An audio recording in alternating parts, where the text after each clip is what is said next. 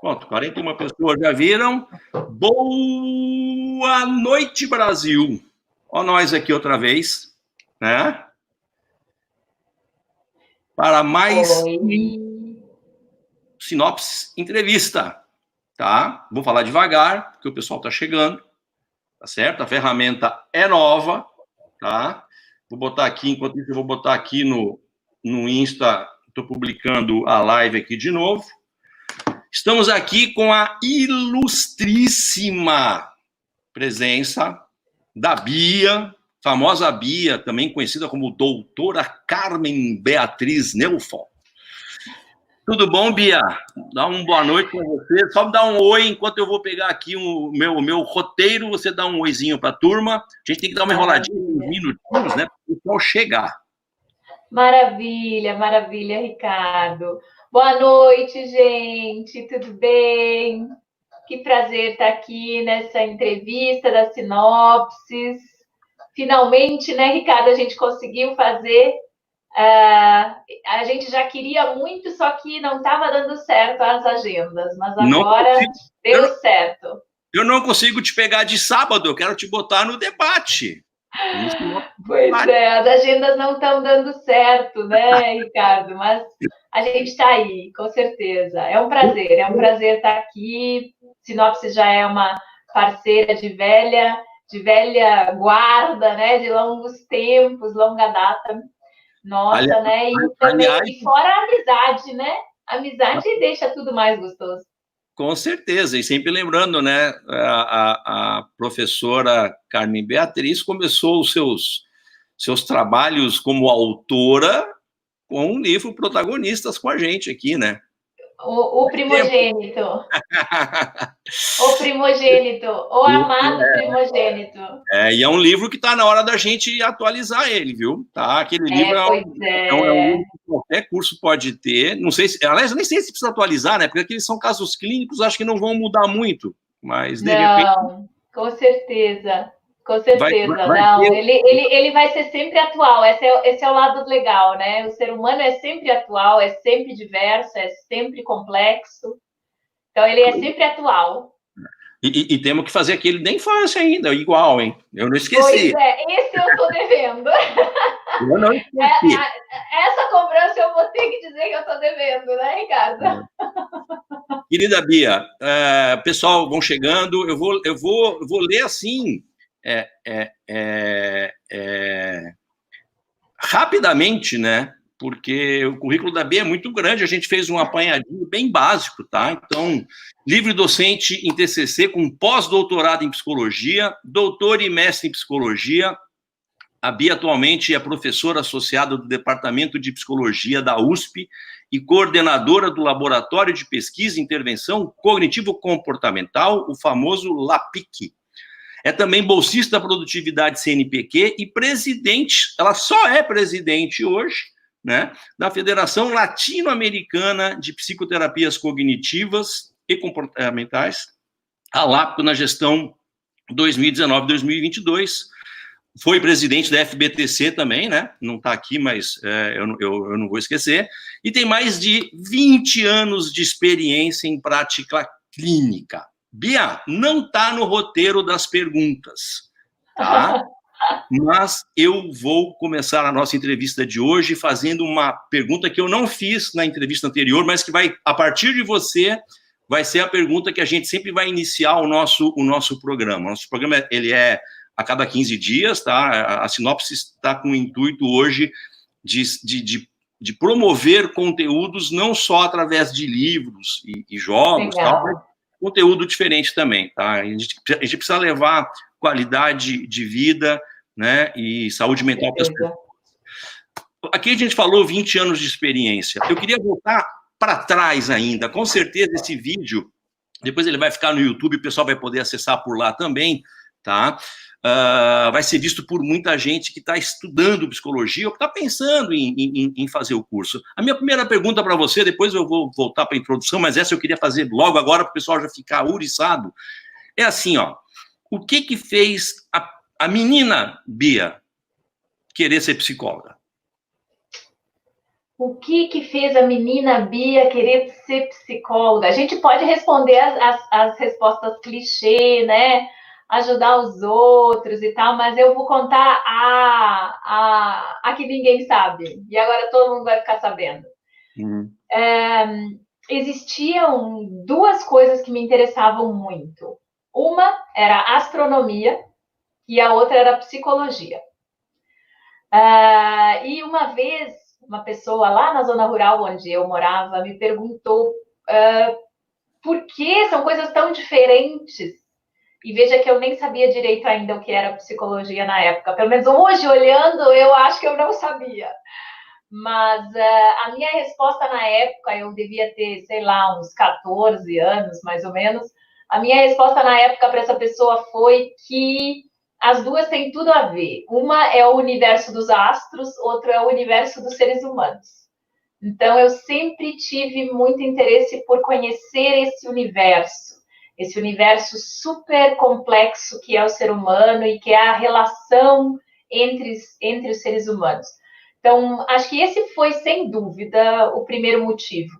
Mas também não posso negar que já muito jovem, tipo criança, eu tenho memórias de pessoas até mais velhas do que eu na época me pedindo conselhos, achando que eu podia dar umas respostas lá naquela cognição infantil.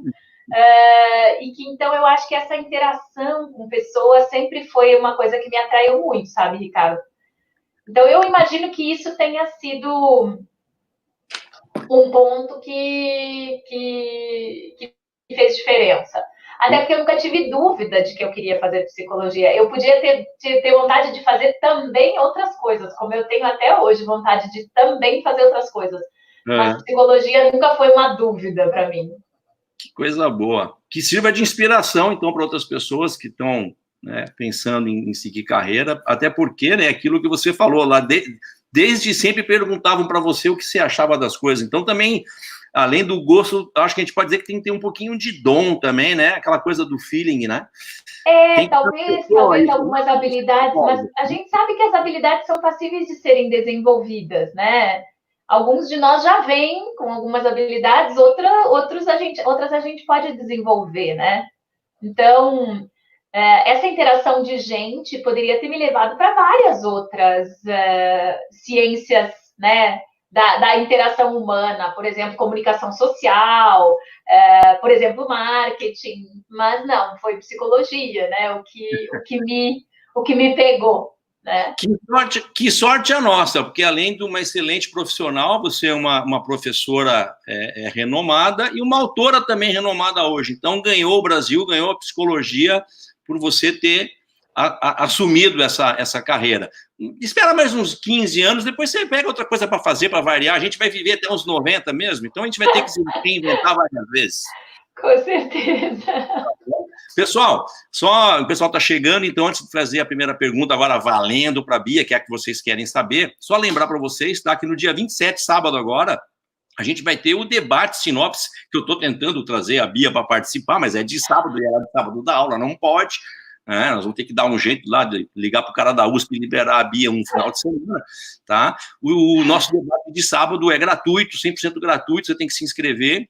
O tema também é continuidade desse de hoje, então a gente vai ter uma dobradinha aí para falar de criança e adolescente, e o tema é terapias com crianças e adolescentes em tempos de Covid-19. A gente vai mais pontuar um pouquinho, né? Com a Fabiana Gauí, com a Valquíria Trícoli e com a Miriam Rodrigues, da Psicologia Positiva, tá? Lembrar para vocês também para se inscreverem no canal da Sinopses, tá? No YouTube, para poder receberem os avisos lá de quando a gente for fazer os vídeos, ativar as notificações, tá?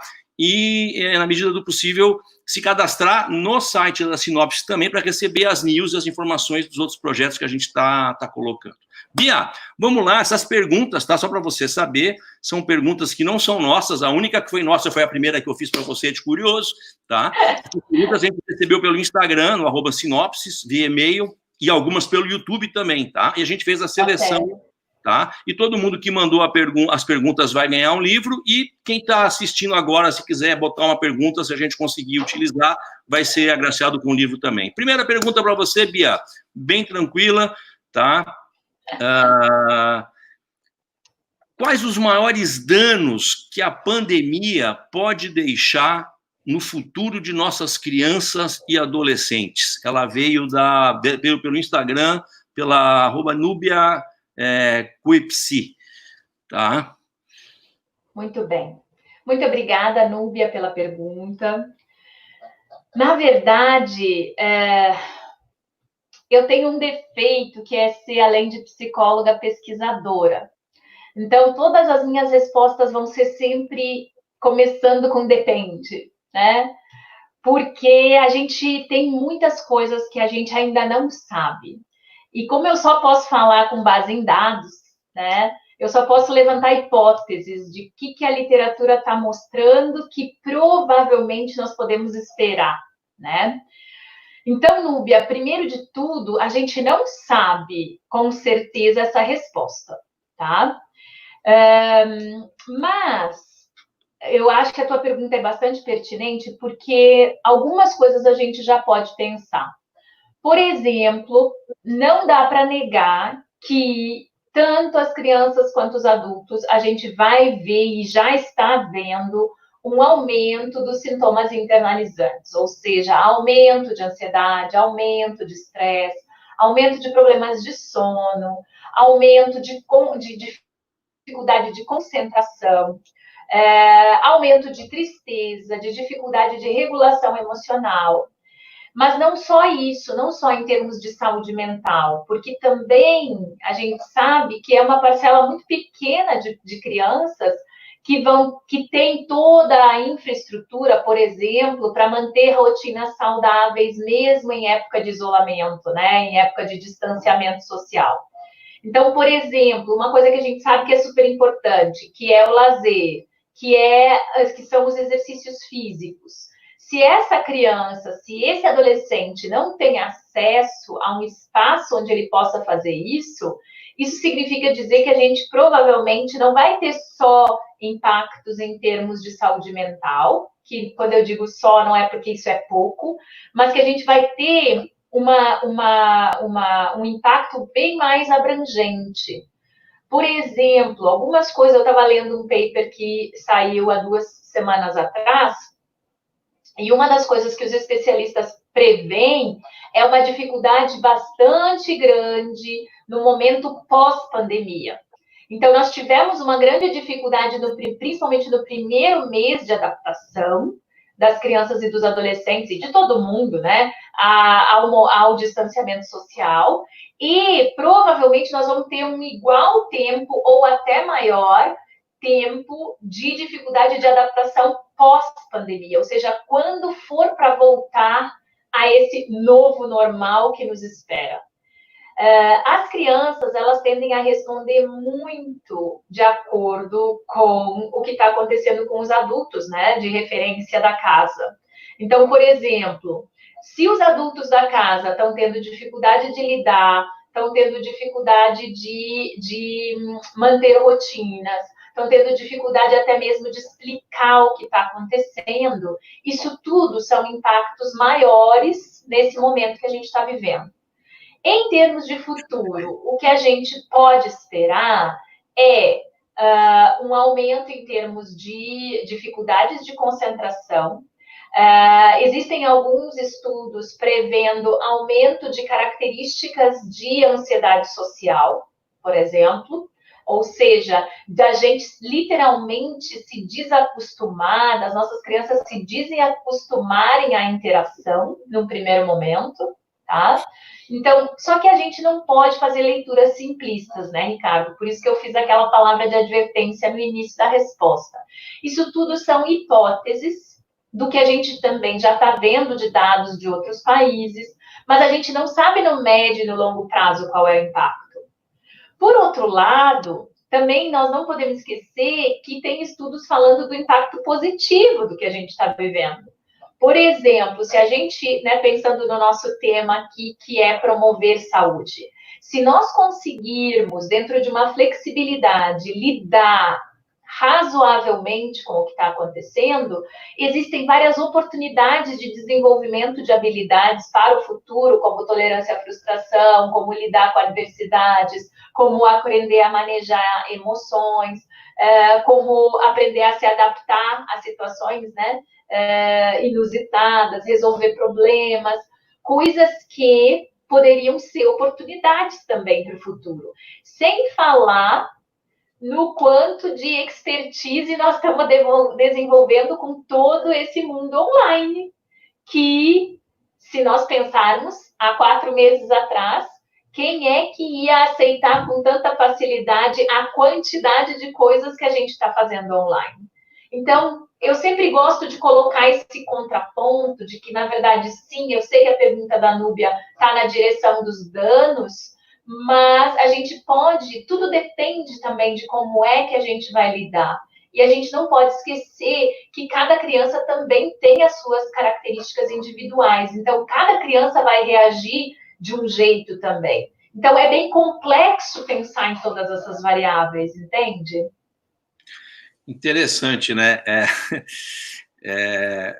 Como a vida de todo mundo virou literalmente de ponta cabeça. Esses dias a gente já fez outros programas e eu não vou me cansar de dizer, nem o mais criativo dos roteiristas de Hollywood teve a capacidade de imaginar uma história dessa para fazer um filme. Ninguém nunca pensou que isso pudesse acontecer desta maneira, né? Teve um monte de coisa parecida, mas como essa, assim, nunca a gente se deparou. Só aproveitar, Bia, tem muita gente aqui com a gente, só vamos dar uma boa noite, né? Olha aqui, olha, tem... Com certeza. Eu não vejo... Onde eu vejo as pessoas? Você tem como ver? Tem 238 pessoas, tem você do lado direito aí, tem o Live Comments, dá uma olhadinha aí na tua ferramenta. Live Comments, tem mesmo. Isso, olha aqui, muito bem, olha aí, boa noite, que legal. Ó, deixa eu voltar. Oi, gente. Para quem entrou aqui a partir das 8, vixe, tem gente aqui, olha, tem muita gente. Sueli Lima, Vânia, Elson, Luciene Alves, Aline Namba, Mari Saboto, Ana Paula Floss, boa noite, Fábio Marques, Poliana, Luciana, Cristina Marílio, Maria Alice Freire, boa noite, Giza, Célia Adriano, Luana Delgado, gente, tem muita gente, eu vi 263 pessoas ao vivo, né, no YouTube, isso que o pessoal vai pegando o link e tal, a gente não fez um barulhão, e depois esse vídeo vai ficar no YouTube disponível, então a visibilidade dele vai aumentar consideravelmente até o debate lá do outro sábado. A gente chegou a ter pico de 1.000 pessoas ao vivo, e depois a gente deixou o vídeo 24 horas no ar, ele foi assistido por 4.500 pessoas. Que lindo. Do Edmar, do Wilson e do Ricardo Weiner. Mas vamos botar para a nossa pauta aqui, que a nossa pauta hoje aqui... Deixa eu mandar um beijo para as pessoas também, Ricardo. Manda. Oi, gente, que coisa mais linda. Olha só quanta gente. Obrigada, muito obrigada pelo carinho, por acompanhar a gente. Obrigada. Vai ter gente aí, pelos próximos minutos, bastante gente com a gente, com certeza. Mas, Bia, você falou um pouco, mas a gente não entrou muito na questão de como lidar com... A gente falando da outra, né, o pós-pandemia. Mas agora, como lidar com o quesito isolamento social, que é o que nós estamos vivendo hoje com as crianças e adolescentes, sem adoecer ou sem abrir a brecha para criar um problema mais para frente. Como é que pode se administrar isso hoje? Perfeito. Então, vamos pensar, né, nessa realidade. A primeira coisa que a literatura diferencia é a importância da gente entender que isolamento social e distanciamento social são duas coisas diferentes. E que algumas pessoas vão estar em distanciamento e em isolamento, e outras pessoas vão estar só em distanciamento. E outras pessoas não estão em distanciamento, mas estão em isolamento. Por quê? Porque aí nós precisamos voltar para o conceito. Então, quando eu estou falando de isolamento social, significa que eu tenho um corte da interação. Quando eu estou falando de distanciamento, eu estou falando de dar uma distância. Eu posso ter as duas coisas, eu posso ter uma só. Se O que é indicado pelos especialistas em saúde nesse momento é que nós estejamos em distanciamento social, ou seja, não é para pegar, é para a gente ficar 1,5 metro de distância, é para a gente não beijar, não pegar na mão, não abraçar, mas isso não significa que a gente não pode interagir e que a gente deveria, preferencialmente, ficar no perímetro da nossa casa, né? Essa é a orientação da literatura. Aí, um ponto bem importante que a gente não pode esquecer é como é que, pensando no distanciamento, como o distanciamento pode não se tornar um isolamento. E aí, é super importante seguir algumas dicas. Primeira dica, rotina, mas a dica é dividida em 2 pontos. Primeiro, a importância de todo mundo seguir uma rotina, e isso se aplica às crianças e aos adolescentes. Então, é fundamental que haja uma rotina. Só que é fundamental que essa rotina seja uma rotina flexível. E talvez esse seja o nosso maior desafio como adultos. Como estabelecer uma rotina flexível com as crianças e os adolescentes dentro de casa, cheios de tédio, porque a coisa de sair de casa é uma forma interessante da gente diminuir o tédio. Então, talvez esse seja o nosso maior desafio que a gente precisa enfrentar. Então, o que é que a literatura sugere? Que literalmente a gente monte rotina de durante a semana e rotina de final de semana para as crianças. Então, que a segunda-feira não seja igual ao domingo. Esse é um ponto, uma dica extremamente preciosa, Ricardo. Que a segunda-feira e o domingo, eles não podem ser iguais, mesmo a gente estando em distanciamento social. Outra coisa muito importante, dica número 2, é deixar claro que distanciamento social não significa isolamento. Então, por exemplo, insistir, incentivar a interação social, mesmo que seja vias online. Então, por exemplo, colocar a criança em contato com seus coleguinhas, colocar a criança...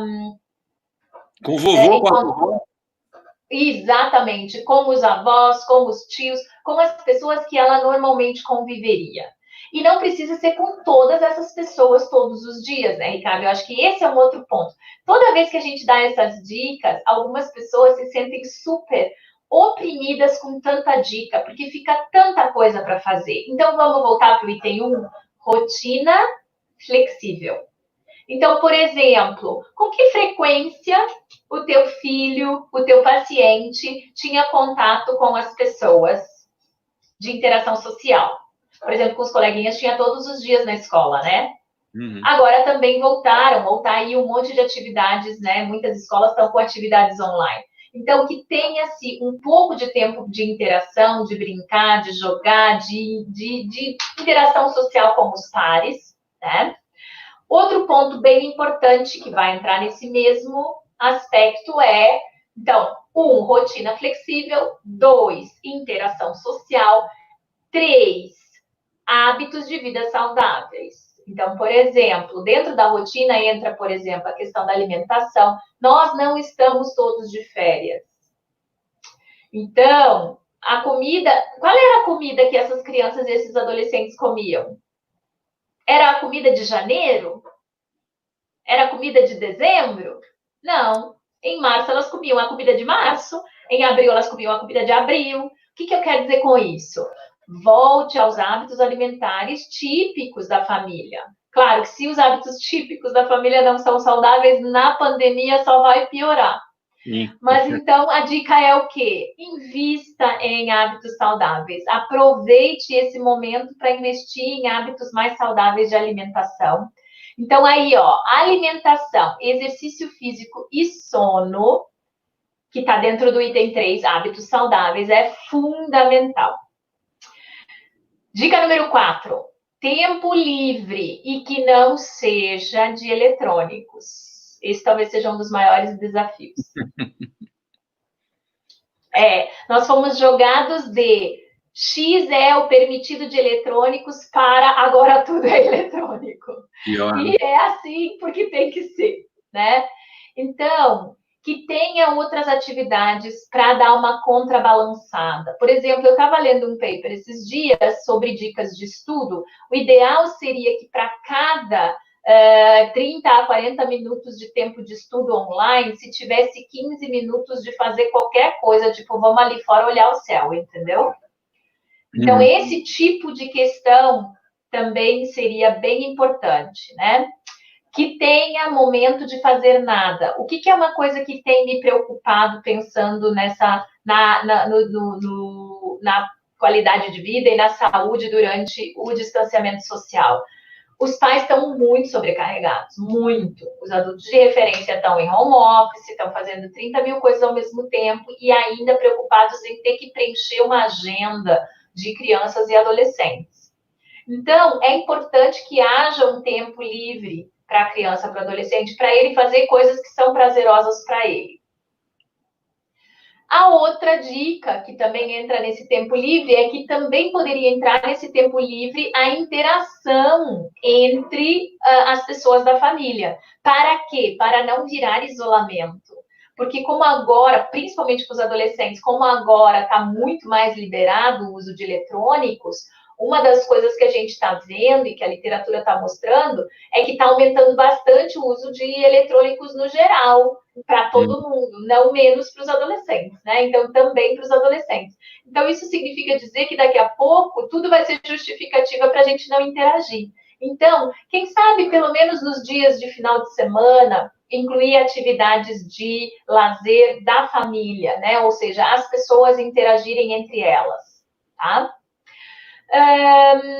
Essa foi a dica 4. 5? Essa foi a 5, acho. Já me perdi.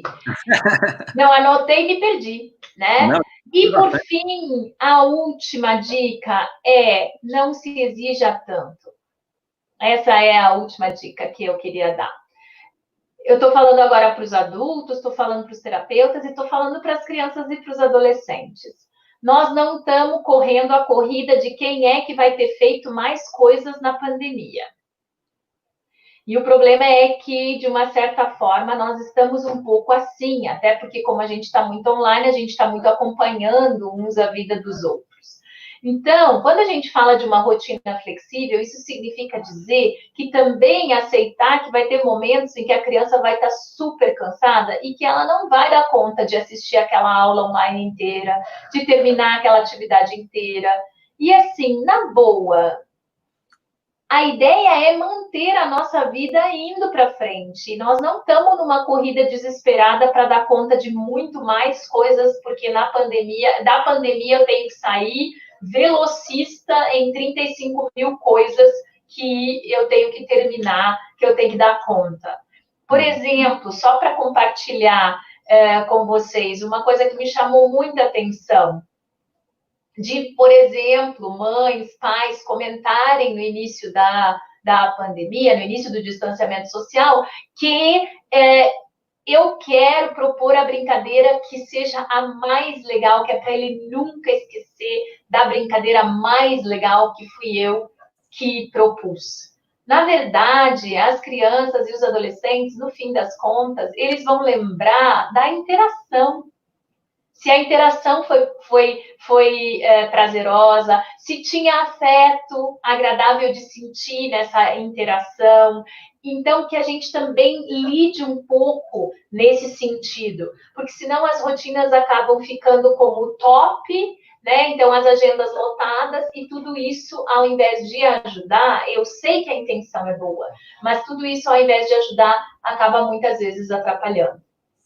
Pois é. E eu acho que eu posso dar uma dica? Claro. Posso? Deve. Assim, ó, vou vender meu peixe, né? Leia. Pegue livros para ler, aproveite a oportunidade, pegue um pouco desse tempo e vai ler alguma coisa. Né? Por falar dúvida. Viu, Bia? Até para te colocar o par aí, a gente deu uma parada de lançar livros, né, em função dessa situação toda, mas agora a gente está voltando, né, novamente à produção. E está no prelo, na sinopse, tá? Para quem não sabe, está no prelo significa estar em gráfica, um livro chamado DBT, Aplicando a Terapia Comportamental Dialética, um guia prático de ninguém mais, ninguém menos do que a Kelly Corner, tá? Um grande livro de DBT vindo para o mercado através da gente, mas um livro sobre economia de fichas, implementando de forma segura com crianças e adolescentes, da Débora Fava, tua conhecida também, colega. E o terceiro livro que vem, esses 3 livros vêm agora, na próxima semana, tá? O que você precisa saber sobre toque e tem medo de perguntar, da Cristiane Bortoncello e do Fernando Elia José. Esses 3 estão no prelo, tem mais 7 ou 8 que estão indo para o prelo, mas aí eu falo... Eu espero estar nessa lista. Nós temos outros projetos importantíssimos, não estão esquecidos, tá? Os internacionais, fique tranquila. Não, eu estou falando do livro de técnicas, Ricardo. Sim, mas depois a gente fala no off aqui, não vamos falar para o pessoal aberto aqui, que eles já vão ficar todos oriçados. Pessoal, compartilhar esse link, quem está vendo agora, joga no grupo do YouTube, do Face, do Instagram, para não perder a continuidade da nossa conversa aqui. Bia, nós falamos da parte do isolamento, né, do momento da pandemia, tá? E o que esperar de quando retornarmos à rotina familiar normal, né? Os quadros de ansiedade e de separação na volta à rotina familiar podem aumentar? Essa pergunta veio para a Nath Manu. Muito bom, boa pergunta também, né? Excelentes perguntas aí de quem está nos acompanhando.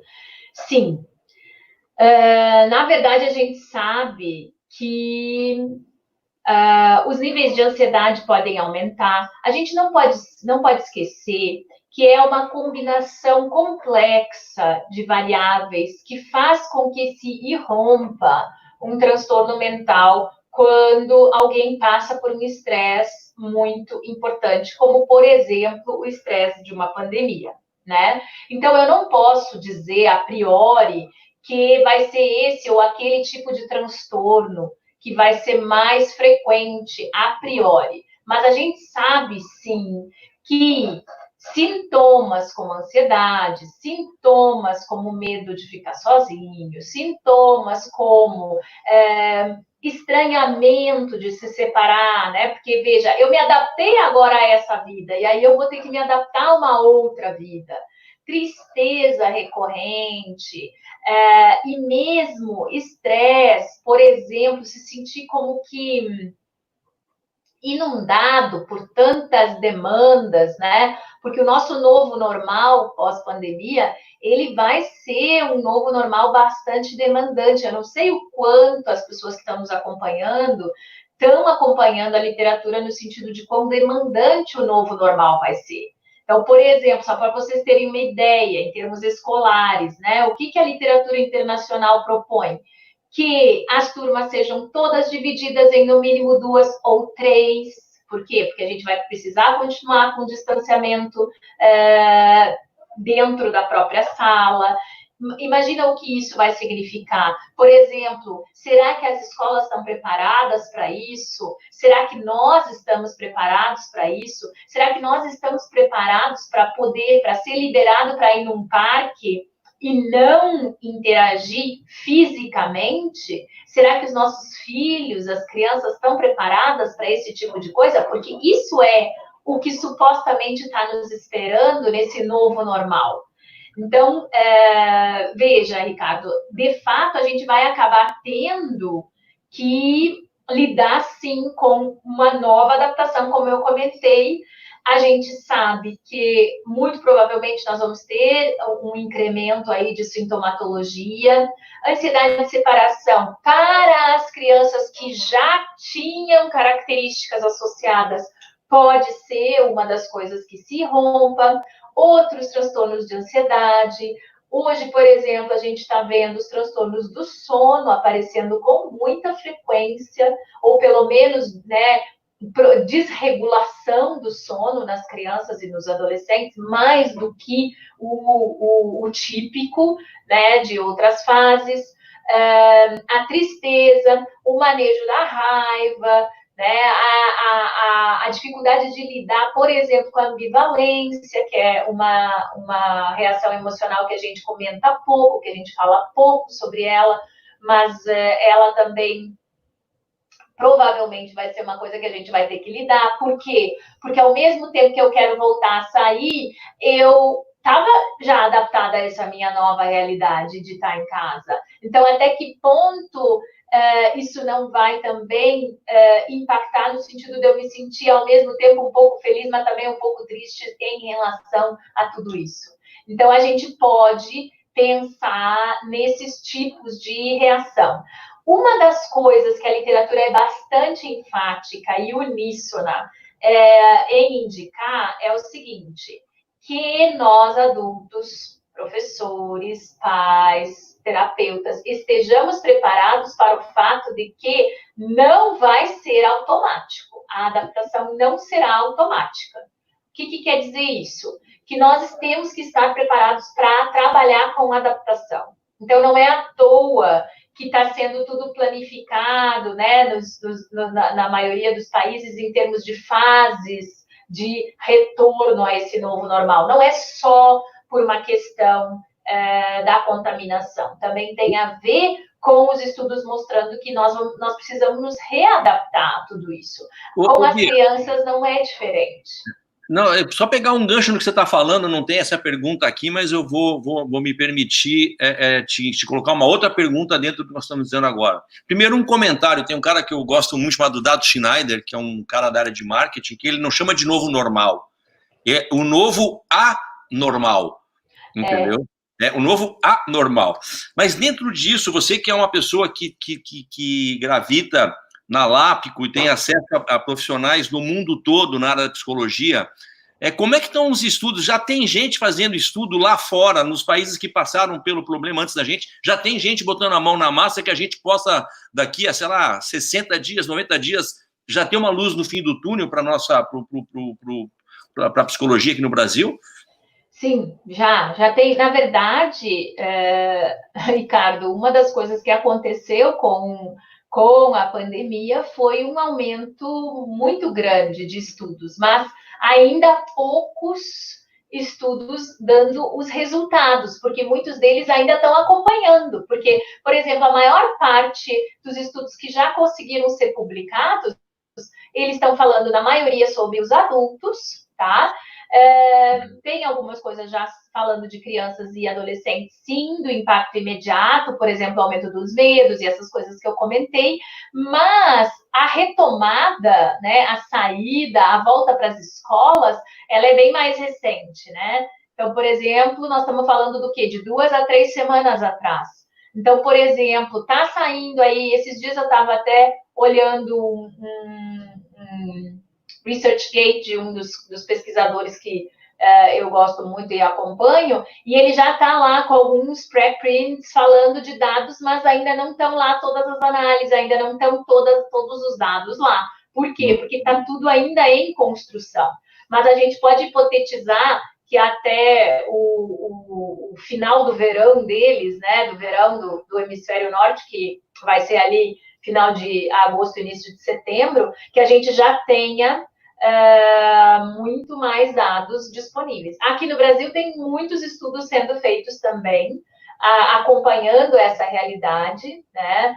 A gente mesmo está fazendo uma pesquisa que é uma pesquisa internacional em todos os países latino-americanos, Espanha e Portugal, além do Brasil, claro, perguntando e querendo saber sobre como é que nós, os terapeutas, estamos nos adaptando a esse momento de pandemia. E quais são os impactos em nós, na nossa saúde mental. Um outro gancho, eu nunca vou abdicar do meu direito de questionar as entidades, tá? Eu fundei entidades por onde eu passei, fui vice-presidente de associações, tal. Eu sei da importância de uma entidade, de uma associação, e também sei que, dependendo na mão de quem ela está, ela não serve para porcaria nenhuma, né? A gente consegue tirar uma lição disso na psicologia, Bia, no sentido de que, poxa, vamos aproveitar essa situação para aprender e para evoluir, porque é uma pandemia mundial, quer dizer, existem entidades na área da psicologia que se falam, então esses estudos, eles podem ser integrados de norte a sul do planeta, entendeu? Divididos, inclusive, e de uma maneira muito rápida você começar a obter resultados, né, mais práticos. Que bom saber, então, que você está falando que já está acontecendo, inclusive aqui no Brasil, alguma coisa nesse sentido, porque toda situação ruim a gente tem que aprender alguma coisa, pelo menos, né? Tem algo de bom a gente tirar para evoluir, né? Por exemplo, se tu me permitir, eu quero citar o que a gente está aprendendo, o que a psicologia está ganhando em termos de ferramentas, de como dar acesso a intervenções de qualidade online, isso não tem volta. E isso é um ganho muito grande para a psicologia. Quebra de um paradigma, né? Isso é um ganho para a psicologia, desde que a gente faça isso com essa seriedade, com essa preocupação de oferecer coisas de qualidade, né? Então, isso eu acho que tem um ganho extremamente grande nisso. A outra coisa, por exemplo, né, em termos das intervenções com crianças, o quanto a gente pode aproveitar desse momento ímpar e privilegiado que a gente está tendo de contato com as crianças, com os adolescentes, no seu habitat, né? no seu mundo, no seu contexto.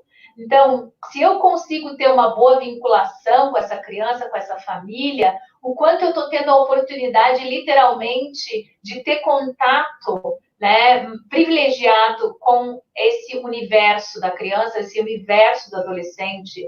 Eu, por exemplo, acho que um dos ganhos enormes que eu tenho gostado muito de investir é nas sessões conjuntas entre crianças e pais. Aproveitando que a gente está num momento em que talvez eu precise, né, do adulto de referência ali na sessão. Por que não pensar nas metas da sessão de uma forma que eu possa desenvolver uma mesma habilidade ao mesmo tempo entre a criança e o seu adulto de referência? Então, acho que tem várias possibilidades aí. Sabe que isso que você está falando tem um pouco a ver com a pergunta que está na minha linha aqui, tá? Que é uma pergunta da Carol Ferrari, psicóloga. Como conduzir na psicoeducação, no período da pandemia, a fobia sobre o Covid-19 das crianças e adolescentes? Quer dizer, como é que na prática dá para pegar e fazer isso? Então, você estava mesmo começando essa introdução, de repente, as coisas de envolver os pais e tal. Sim, sim. Na verdade, uma das coisas que eu acho que é muito bacana também foi o quanto a nossa ficha caiu para as intervenções de baixa intensidade, que a literatura fala, né? Então, a psicoeducação está dentro de uma dessas categorias, né, de intervenção básica, inicial. Então, se a gente pensar, por exemplo, a quantidade de cartilhas bacanas que foram lançadas por diferentes entidades, os próprios terapeutas fazendo as suas, né? A gente tem tido acesso aí a cartilhas, a videozinhos, a musiquinhas, a comics, a coisas das mais diversas possíveis, no sentido de que, até de jogos, né? No sentido de conscientizar as crianças, mas principalmente de oferecer informação para as crianças do que está acontecendo e de como elas podem lidar com isso que está acontecendo. E aí, fazer isso junto com o adulto de referência, a gente pode matar 2 coelhos com uma cajadada só. Porque se a gente olhar para o nosso cenário, né? Por exemplo, as grandes cidades tendo decretado distanciamento social, mas a gente tem 40% de distanciamento social, ou seja, 40% das pessoas estão ficando em casa. Então, isso significa dizer o quê? Que 60% trabalha em atividades que são de necessidade básica emergencial? Acho que não, né? Claro que, daí vocês vão dizer, as pessoas estão preocupadas com a economia, ok, mas por outro lado, o que a gente precisa? Será que as pessoas estão se cuidando? Será que as pessoas estão levando a sério quando elas então precisam sair de casa? Elas estão levando a sério essas orientações? Por exemplo, uma das coisas que é uma lição que a gente tira desse momento e que vem das lições anteriores, por exemplo, nessa coisa de escrever um monte de livrinho para criança, que, aliás, eu conto para todo mundo que o Ricardo é o culpado de eu fazer isso, porque ele me encomendou aquele livro do luto, e depois disso eu nunca mais parei, né? Mas, eu sempre te agradeço por isso, né, Ricardo? Isso aí é uma dívida de gratidão que eu vou levar para toda a vida. Mas então, isso foi só um parênteses. Mas, por exemplo, o que a gente aprendeu desses tantos livrinhos infantis? Que eles são passados para as crianças porque eles são muito eficazes com as crianças, mas quando tu passa ele como um plano de ação da semana para o adulto de referência trabalhar com a criança em casa, tu literalmente está psicoeducando no mínimo 2 pessoas. No mínimo a criança e o seu cuidador. Então, tu acaba ganhando também uma outra perspectiva desse adulto de referência, que é um ponto super importante e super desafiador para esse momento. Então, pensando nessa pergunta, né, que a colega fez, a gente precisa investir nessa coisa da psicoeducação sobre Covid e sobre todas as outras questões, sobre saúde mental, sobre rotina flexível, sobre como lidar com todas essas questões durante a pandemia. Ô, Bia, você viaja o mundo sempre em eventos. Eu tenho uma percepção, tá? Pode ser que eu esteja equivocado e você, por favor, me corrija, porque eu falo muito sobre isso nos congressos que eu participo aqui no Brasil. O Brasil é hoje o mercado onde o profissional da psicologia tem mais ferramenta para usar, porque a quantidade de livro, jogos, baralhos que vocês têm à disposição, os sites da Sinopse tem 1.200 produtos, gente. É muito produto. Eu estou errado nessa minha percepção ou não? Não. Na verdade, o que a gente vê? A gente vê, por exemplo, né? Eu posso falar mais dos países onde eu transito mais, né?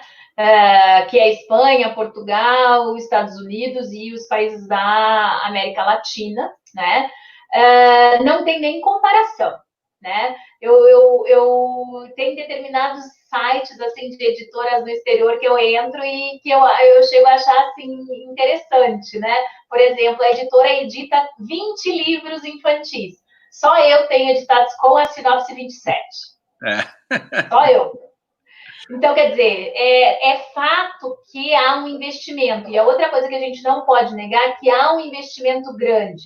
Mas isso também acontece. Os Estados Unidos têm muita produção. E o caso dos Estados Unidos, eu acho que o que facilita muito a nossa vida aqui no Brasil, Ricardo, é o fato de que muito desses materiais estão sendo editados pela Sinopse, ou seja, por uma editora específica. Então, tu sabe onde eles estão, então eles estão todos juntos e tu consegue enxergar eles. Uhum. Nos Estados Unidos tem muito, mas muito material de psicoeducação, muito, muito mesmo, mas ele está espalhado, então ele não aparece da mesma forma. A estante não fica tão cheia porque não está tudo numa estante só, né? Então, a gente não pode dizer que a gente teria que fazer um estudo para levantar efetivamente se os números são comparáveis ou não. Mas é inegável que aqui no Brasil eles estão todos muito concentrados, né, em uma mesma estante, e isso facilita enormemente para quem está procurando material encontrar esse material, né? Então, isso eu acho que é um serviço muito importante que a Sinopse tem feito pelos terapeutas infantis. E aí, se tu me permite, queria dar um depoimento. Eu não vou esquecer nunca o que era a nossa vida na década de 90. O que era a nossa vida nos primeiros anos dos anos 2000, que a gente ficava assim, literalmente reinventando a loucura todos os dias. Porque a gente não tinha, né, essa quantidade de materiais e opções que se tem hoje, né? Então, nós temos um advento, o quê? Nos últimos 10 anos? Não sei, me corrige aí, Ricardo. Eu montei a editora, que eu aluguei uma sala, contratei um funcionário em fevereiro de 2011. Então, não estamos falando nem de 10, né? Não estamos nem falando de 10. O Protagonista saiu em 2012, né? Nós fechamos... Foi um dos primeiros livros que a gente editou. Nós fechamos em 2011 e em 2012 ele saiu. Né? Então, quer dizer, não dá para negar, né? Não dá para negar que tem aí um investimento. Outra coisa que me chama muita atenção é a criatividade dos terapeutas infantis brasileiros e latino-americanos. A gente se vira nos 30. Então, assim, tem muita coisa também que não está publicada, mas que as pessoas produzem coisas muito legais. E, na verdade, isso está no âmago, né? De ser um bom terapeuta de criança e adolescente é a criatividade, principalmente pensando dentro de uma intervenção que é estruturada, dentro de uma intervenção que demanda que eu customize, era essa palavra que eu queria falar, né? Que eu customize cada atendimento. Então, por exemplo, as pessoas às vezes dizem assim, mas eu não vou comprar esse livrinho aqui, porque eu já tenho um livrinho sobre esse tema. Olha, o que eu tenho para te dizer é que muito provavelmente o A não vai servir para todos os teus pacientes, assim como o B não vai servir para todos os teus pacientes.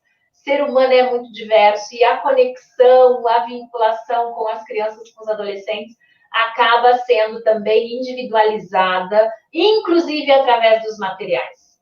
Se você for falar só em emoção, por exemplo, né, você vai falar sobre raiva, alegria, dá para você falar sobre vários aspectos, então dá para você ter vários livrinhos sobre cada um desses temas, cada um com uma abordagem diferente e todos com aplicabilidade na clínica ali. Eu não me canso de dizer, viu, Bia, que se depender de nós, vocês vão ter à disposição um livro infantil para cada demanda que surgir em clínica. Tanto é que a gente tem até o livrinho, eu sempre dou como exemplo, o do mutismo seletivo, entendeu? Que é uma coisa que é uma parcela muito pequena que apresenta, e a gente tem o livrinho sobre isso. Então, a nossa missão é essa, mas a nossa missão também é continuar dando informação para quem está aí. Nós já chegou a bater quase 300 pessoas aí no YouTube, não sei como é que está agora. Então, vamos pensar aqui mais uma perguntinha da Mirella Leal Tristão. Oi, gente, deixa eu dar oi, que eu gosto de interagir com as pessoas, Ricardo. Tá cheio de gente ali, ó. Vamos dar boa noite, vamos lá. Oi, gente, olha só que delícia. Tudo bem? Nossa, muita gente mesmo. Várias pessoas conhecidas. Oiê! Andréa Caroli aqui, ó. Muito bom. Ana, Diane, tem muita gente, tem muita gente. A gente, graças a Deus, tem conseguido, com esse projeto, mostrar que a gente pode ser mais que uma editora de livros, né? A gente pode dar o conteúdo de outras plataformas. Mas, Bia, vamos pensar no contexto atual, tá? A distância entre pais e filhos é marcante. Filhos em seus quartos e pais nas salas. Como podemos estimular a aproximação entre pais e filhos adolescentes? Ótimo. Excelente pergunta, Mirella. Uma coisa que eu tenho que falar, que às vezes dói um pouco, é que assim, ó, a interação entre pais e filhos adolescentes, ela não é uma coisa que a gente estimula quando os pais e os filhos estão adolescentes. Um dos nossos maiores erros, eu digo como adultos agora, não como terapeutas, mas como adultos, é o fato de que é na adolescência que a gente quer resgatar coisas que, na verdade, não foram trabalhadas desde a infância. Mas isso não significa dizer que a gente não pode fazer tentativas. Então, por exemplo, uma das coisas que eu gosto muito de sugerir aos pais, aos adolescentes, que tenha um dia, pelo menos na semana, 2 dias, pelo menos na semana, em que as pessoas vão fazer uma coisa agradável juntos. Então, não pode ser, assim, alguma coisa obrigatória, chata, alguma coisa que todos gostem. Eu uso muito o exemplo da história dos quebra-cabeças. Por quê? Porque quebra-cabeça pega. As pessoas, antes delas começarem a montar, elas acham uma chatice. E depois que começa, aquilo ali vai envolvendo as pessoas num trabalho coletivo, fantástico. Mas isso é um exemplo. Existem várias outras coisas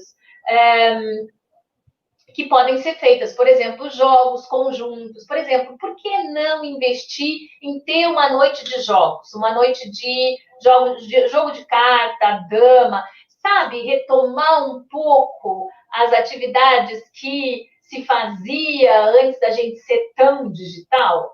Então, incentivar que as pessoas tenham alguns jogos. Por exemplo, imagem e ação. Por exemplo, banco imobiliário. Por exemplo, coisas que as pessoas possam fazer juntas, tá? Isso não é uma coisa milagrosa, mas pelo menos a gente começa a aumentar o tempo de qualidade juntos, porque esse é um outro desafio. Não adianta também a gente se reunir todo mundo, então esse é o horário obrigatório de estar na sala, tá todo mundo com o bico desse tamanho, eu doida para estar em outro lugar, as pessoas, cada um louco para estar em outro lugar e a gente não interagir. Então, que a gente possa juntos. Então, uma das sugestões aí para os terapeutas de plantão é, quem sabe fazer uma sessão conjunta na qual a gente vai aplicar a técnica de resolução de problemas na família toda, para toda a família chegar a um denominador comum de uma atividade por semana que ela pode fazer juntas. Nós não precisamos ter todas as respostas, gente. Cada família vai ter as suas escolhas e as suas formas de lidar. O que a gente, não se surpreendam, porque o que a gente vai muitas vezes descobrir é que talvez os adolescentes estejam dispostos a esse desafio e os pais não. Porque isso significa dizer que todo mundo vai ter que se envolver. Ô, Bia, você está falando em adolescente, deixa eu pegar um gancho, tem uma pergunta que foi enviada aqui pelo William Bandeira, tá? Quais são os principais impactos dessa pandemia na saúde mental dos adolescentes? Só pegar o gancho que você botou adolescente na parada e botar essa pergunta aqui para você já... Então, na verdade, eu falei mais no geral, né? Eu não separei o que era de criança e o que era de adolescente. O que a gente tem de dados está muito parecido, né? Está muito relacionado com a questão de ansiedade, a questão de estresse. Uma coisa que está forte, bem mais forte nos adolescentes é tédio, mas por outro lado, gente, vai parecer uma loucura isso, mas uma das coisas que aparece, por exemplo, nos adolescentes agora minha mãe enche menos meu saco por eu estar online, então eu só estou sentindo falta de dar uma saída. Então aparecem frases como essas, de uma certa adaptação. Eu não estou dizendo que isso não tem impacto na saúde mental. Eu só estou dizendo que talvez num primeiro momento os adolescentes não estão reclamando tanto assim. Claro que agora nós já estamos aí há 3 meses dentro desse cenário e ainda vamos ficar um tempo dentro dele, provavelmente, né? Então, vai começar a aparecer mais a questão de desregulação de sono, a questão de desregulação de rotina, a questão da alimentação. Então, todas aquelas características adolescentes que a gente já estava acostumado, né, a ver, elas tendem também, se não bem manejado, se não bem apoiado o adolescente, elas tendem a recrudescer, ou seja, elas tendem a ficar mais evidentes. Você falou de sono, eu vou pegar outra. Eu tô que nem aquela coisa, com o olho no lado e o olho no outro aqui. Tinha uma pergunta aqui que falava exatamente sobre isso. Eu vou pegar teu gancho aí que você falou do sono, tá? Quais prejuízos crianças e adolescentes podem ter ao ficarem acordados durante a madrugada e dormirem pela manhã? Porque isso está acontecendo muito, as pessoas estão invertendo, né? E agora com a pandemia, mais. E essa pergunta é da Yasmin Tonon. Achei bem interessante, já que você está falando de sono, eu já coloquei a tela junto aqui. Então, gente, a gente devia tentar evitar ao máximo isso. Então, por isso que a dica número 1 foi a questão da rotina. Se eu não invisto na rotina, o sono naturalmente vai ter um impacto no sentido de desregrar. Então, por exemplo, por que eu vou ir dormir cedo se amanhã de manhã não tenho que ir para a escola ou não vai ter uma atividade? Eu vejo que também, né, muitas das atividades elas estão retornando online e as pessoas estão tendo que se adaptar, né? Mas o ideal, Yasmin, seria que a gente não que a gente evitasse ao máximo essa desregração do sono, porque, na verdade, a inversão, né, e principalmente a qualidade do sono é diferente à noite e durante o dia. Para vocês terem uma ideia, no caso dos adolescentes, a literatura indica que os adolescentes já deveriam dormir mais, ou seja, eles deveriam dormir 9 horas por noite. E eles já não conseguiam dormir essas 9 horas. Então, era indicado que eles tirassem cochilos regulados, né? Então, veja, se eu agora começo... Se, por exemplo, essa criança, esse adolescente for dormir de manhã, qual a probabilidade dele conseguir ter 9 horas de sono tranquilo se o mundo começa a funcionar, a casa começa a funcionar, vai ter barulho.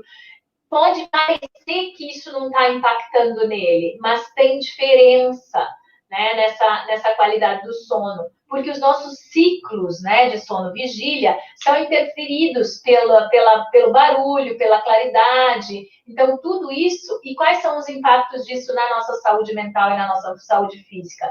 Gente, desde liberação de hormônio do crescimento, desde cortisol, por exemplo, que é uma coisa assustadora, né? A liberação de níveis altos de cortisol, por exemplo, tanto para o desenvolvimento, quanto, por exemplo, para a própria qualidade do sono, para o próprio metabolismo, para o próprio desenvolvimento, para o próprio funcionamento, né, físico como um todo, neurofisiológico, todas essas coisas. Então, na verdade, são impactos importantes. Sono, alimentação e exercício físico, gente, são coisas que a gente não deveria abrir mão. A gente deveria realmente incentivar muito que essas atividades fossem regradas nos nossos pacientes e, claro, nos nossos pacientes adultos também. Não pensem que isso só se aplica a criança e adolescente. Isso, na verdade, se aplica a nós, aos seres humanos. Com certeza. Bia, nosso tempo estourou aqui, mas eu não vou me furtar de fazer uma última pergunta, que na verdade são duas que eu vou juntar em uma só. A gente fala muito de emoção, emoção, emoção, tá? Já te agradecendo pela participação, por ter aceitado estar aqui com a gente essa noite.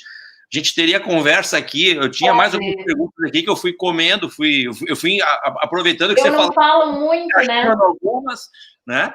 Mas eu acho que fica, até já fica a porta aberta para a gente fazer uma outra entrevista, fora a Covid, fora essa situação de pandemia, para a gente levar mais informação para o pessoal, que o pessoal está curtindo aí. A gente continua, tá, mantendo 270 pessoas no YouTube, online, ou seja, entra, sai, o público tá linear, e isso depois vai ficar, e o pessoal, com certeza, vai dar muita visibilidade. E você que está vendo, não esquece de compartilhar esse link depois, né? Porque não é toda hora que vocês têm a Bia 1 hora aqui dando dica, né, pessoal? Por favor. Mas, Bia, vamos lá, ó. Vou juntar duas perguntas em uma, tá? Porque as duas falam de emoção e você vai usar os dois públicos. A pergunta primeira aqui é da Flávia Raquel Esteves. Como os pais podem trabalhar a autorregulação das emoções das crianças na pandemia? E aí tinha uma pergunta da Fúvia Jacobsen, terapeuta. Como estimular o adolescente a falar sobre emoções? Então, para a gente fechar, né, botar o tema emoção aqui, que é da onde tá tudo vinculado, e aí a gente fecha com chave de ouro essa tua participação, desde já agradecendo mais uma vez você ter disponibilizado o seu tempo. Manda um abraço pro Davi. Davi, eu já devolvo ela aí, meu querido, só um pouquinho, já tá indo aí, peraí. Tá certo. Bom, quem já me conhece sabe que eu nunca consigo começar a resposta lá, faça tal coisa, né? Sempre tem que ter ponderação. A primeira ponderação que a gente tem que fazer é como é que os pais podem ajudar, como os professores podem ajudar, como nós podemos ajudar. A primeira coisa é lembrar que crianças e adolescentes aprendem muito mais por modelação do que por verbalização. Então, gente, dica número 1, nós adultos precisamos investir na nossa regulação emocional antes de mais nada. Começar com a lição de casa. Então, isso significa dizer o quê? Eu quero ajudar esse adolescente, eu quero ajudar esses pais, eu quero ajudar esses educadores, esses cuidadores a ajudar crianças e adolescentes a terem, né, mais habilidades, mais ferramentas para a regulação emocional. Primeira coisa, eu preciso também treinar essas habilidades. Uma vez treinadas essas habilidades, não há nada que vai ser mais eficaz para um cuidador do que ele mostrar como ele lida com as suas emoções. Então, por exemplo, aí a gente vai passar por aquelas fases típicas para criança, para adolescente, para adulto, para idoso, que são o quê? Primeiro de tudo, as pessoas precisam conhecer. Então, psicoeducação. né, quais são as emoções, como elas se manifestam no meu corpo, para que elas existem, que função elas têm.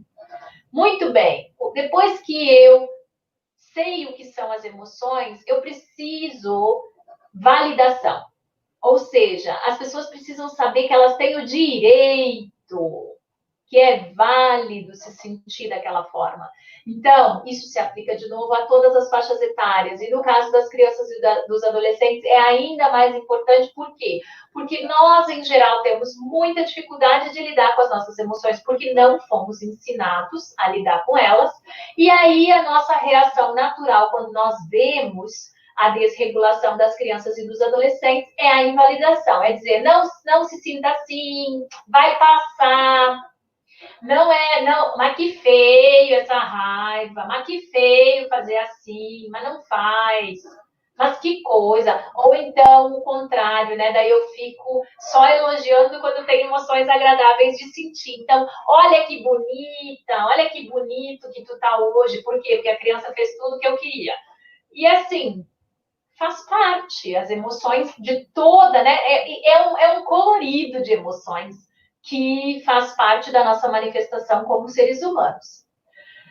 Muito bem, então, identificadas, validadas, agora começam as estratégias. Então, por exemplo, as diferentes emoções têm diferentes estratégias de manejo. Na verdade, a psicoeducação e a validação já é uma estratégia inicial, já são estratégias iniciais. Mas, por exemplo, aí a gente vai entrar com as estratégias mais comportamentais, as estratégias mais cognitivas e as estratégias emocionais mesmo, que são muito importantes nesse momento. Por exemplo, deixar essas emoções virem à tona, por exemplo, trabalhar com aceitação, por exemplo, aprender a respirar, aprender a responder para o meu pensamento e dizer, bom, faz parte, raiva faz parte, né? Então, todas essas coisas são extremamente importantes dentro desse manejo. Às vezes as pessoas esperam uma solução mágica. Então, conta para mim, Bia, uma técnica. Gente, são centenas de técnicas. Eu vou fazer propaganda para ver se o Ricardo não esquece do meu livro. São centenas de técnicas que a gente pode usar. Tem um livro que o Ricardo já sabe qual é, cobrem dele, sobre técnicas de crianças e adolescentes, onde tem capítulos específicos só sobre manejo de emoções, obviamente. Pronto, te deixei aí no mato, agora te vira, Ricardo. Muito bem. E aí, o que a gente precisa? Ajudar esses pais. Por exemplo, biblioterapia para os pais pode ser uma boa estratégia. Por que os livrinhos, os baralhos, os materiais, por exemplo, que têm aí sido editados pela Sinopse são tão boas opções? Porque, na verdade, eles são criados para a psicoterapia, mas eles não precisam ser usados única e exclusivamente na psicoterapia. Então, no fim das contas, dá para se aproveitar para muitas outras habilidades. Então, por exemplo, terminando de responder aí as duas perguntas, né? No caso dos pais, incentivar os pais a lidarem com as suas próprias emoções e assumirem as suas próprias emoções. E no caso dos adolescentes, é importante a gente trabalhar muito com a questão da validação, porque muitos deles já estão treinados que ninguém quer saber da emoção dele, que não é agradável de sentir. Então, por exemplo, eles já estão acostumados que quando ele fala que ele está chateado ou de saco cheio, as pessoas dizem, você é um chato mesmo, você devia ter mais gratidão, você está reclamando. Olha quão invalidante isso é. E ainda mais pensando no adolescente que está naquela gangorra, né, naquela loucura, naquela montanha russa de emoções, agradáveis e desagradáveis, e elas todas misturadas e coexistindo, e em questão de minutos elas mudam. Então, uma das sugestões que eu dou é invista muito em validação, invista muito em aceitar, invista muito em expressividade emocional, é o nome do conceito, ou seja, como eu posso te dizer o que eu estou sentindo sem que isso seja afrontativo para ti, sem que isso seja uma atuação, né? Que eu fale de mim, da minha raiva, do meu incômodo, do meu tédio, do meu nojo, né? Todas as aí de emoções desagradáveis. Mas, gente, vocês não se iludam. A gente está numa sociedade tão maluca que até falar de emoção bacana anda sendo esquisito. O chá de quinta da semana passada foi sobre admiração. Por quê? Porque a gente tem vergonha de dizer que a gente admira fulano ou beltrano. E é uma emoção supostamente agradável sentir. Então, eu não posso dizer isso. Por quê? Por que isso deveria me envergonhar? Existem pessoas que têm vergonha de dizer que estão felizes. Por quê? Porque parece que o ideal é tu dizer que tu está muito ocupado, muito estressado. Isso é o chique. Porque as pessoas ocupadas e estressadas é que são de sucesso. Então, vejam, não é só as emoções desagradáveis de sentir. E a ideia é essa, trabalhar com o adolescente no sentido também dele aprender a dizer, a expressar. Mas isso é um exercício. Não vai ser uma coisa assim de uma hora para outra, né? Então, exercita com ele na sessão, vamos falar sobre isso. Por exemplo, tu pode utilizar a técnica da validação típica, que é quando a pessoa diz assim, então, não foi nada.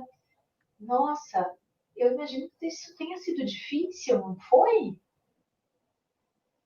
E começar, talvez até usar técnicas de imagens, no sentido mesmo de tentar fazer essa emoção vir à tona na sessão e, a partir disso, então, poder nomear, poder identificar, poder aceitar, poder validar e, a partir disso, pensar em estratégias de manejo.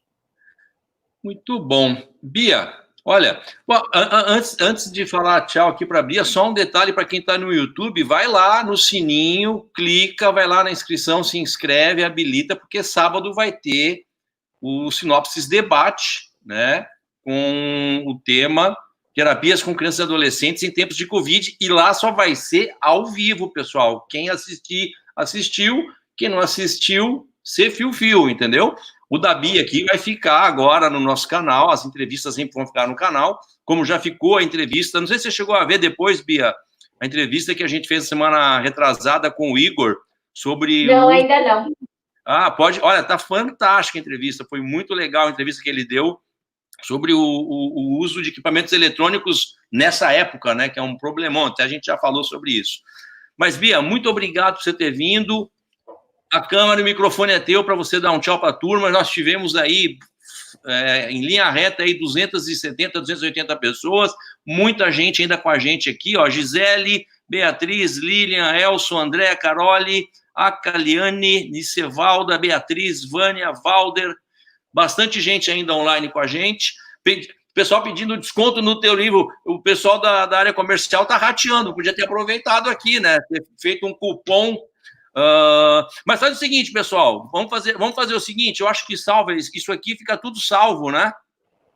Se vocês derem os likes lá e curtirem, eu peço para o pessoal pegar e fazer um cupom, acho que isso aqui fica tudo salvo depois, não sei se sim, mas eu acho que sim, esses comentários, todos vocês que fizeram o comentário aqui, a gente vai disponibilizar um cupom para comprar os livros da Bia a partir de amanhã no site. Pronto, não sei quem foi que pediu, mas os outros todos vão ganhar também. Bia, por favor, a palavra é toda tua. Na verdade, a mim só me cabe agradecer, né?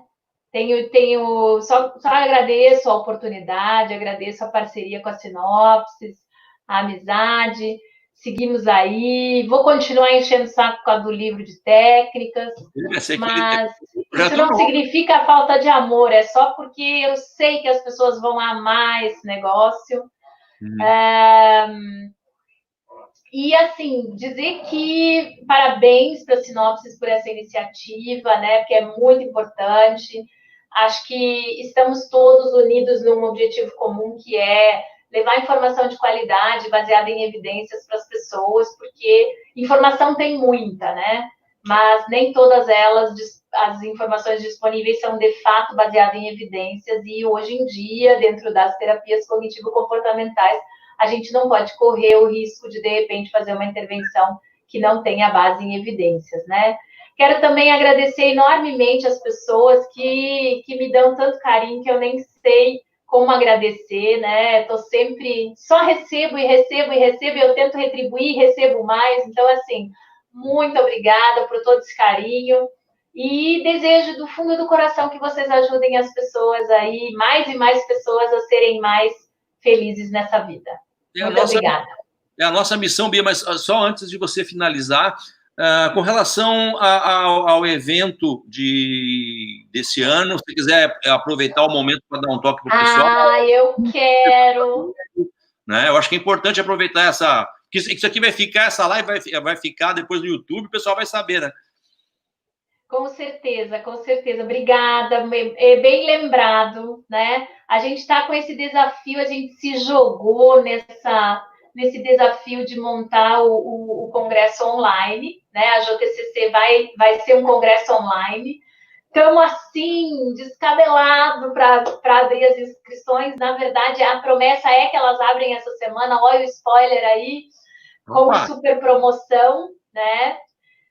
Em primeiríssima mão, Ricardo. A gente está preparando tudo com muito cuidado, muito carinho, convidados internacionais confirmados e mais convidados internacionais por confirmar. A gente está realmente planejando uma atividade de grande porte e que as pessoas possam aproveitar esse momento, né, de desafio que a gente está vivendo. Em breve vai ter mais novidades, né? Ainda não posso falar do que não está confirmado, mas, por exemplo, sim, 2, 3 e 4 de setembro. 2, 3 e 4. 2, 3 e 4 de setembro. E a gente tem uma das coisas que eu só quero acalmar todos os fãs do Stephen Hoffman. Ele está confirmado, ele vai fazer a conferência de abertura online ao vivo. Então, assim, a gente pretende fazer o evento ao vivo, online, ou pelo menos a grande maioria das atividades, para facilitar a interação. A gente sabe do desafio, a gente sabe que depende da internet, a gente está preparado para lidar com os problemas quando eles surgirem. Faz parte, é o aprendizado. E eu não sei de que forma, mas vamos ver se a gente consegue... A gente no físico está sempre junto. Vamos ver se a gente, de repente, consegue... Não, aguarde, porque eu tenho surpresa para ti. Coisa boa. Bia, vai gostar. Isso é bom, estamos aí. A gente tá sempre junto, né? Não adianta. Com certeza. Bia, muito obrigado. O pessoal que nos assistiu, muito obrigado mais uma vez, tá? Não esqueça de deixar o like. Desculpa te interromper, eu vi que tem uma pessoa perguntando que evento. Eu estou falando da 6ª JTCC e primeiro com TCC, que é Jornada Internacional de Terapias Cognitivo-Comportamentais do LAPIC, tá? O site é www.jtcc.com.br. E ele vai agora se unir ao CONTCC, que é o Congresso Online de Terapias Cognitivas e Comportamentais do LAPIC Internacional também. Então, se preparem que a gente vai ter aí muitas novidades nesses próximos 2 meses. Vamos lá, e a gente, se tudo der certo, acho que continuaremos juntos como sempre, né? Desde que eu montei a Sinop, não tem dúvida. A gente não... Só um ano que eu tive um problema, eu não fui uma outra pessoa no lugar, mas sempre eu fui a Ribeirão. Não, com certeza, mas a sinopse estava lá. Tomar o chopinho no Pinguim, inesquecível. Bia, mais uma vez, obrigado de coração. Pessoal, não se esqueçam de dar o like, de se inscrever ali no YouTube. O pessoal do Facebook, pega esse link e compartilha, esse material vai ficar disponível. Uma entrevista riquíssima, os comentários das pessoas aqui... O nosso time pegou alguns, colocou, mas quem entrar nos comentários e for ler, vai ver que o pessoal adorou a ideia, adorou a participação da Bia e as perguntas, tá? E esperamos todos vocês agora no sábado, no debate Sinopses, das 9 às 12, só que sábado não tem volta. Quem viu, viu. Quem não viu,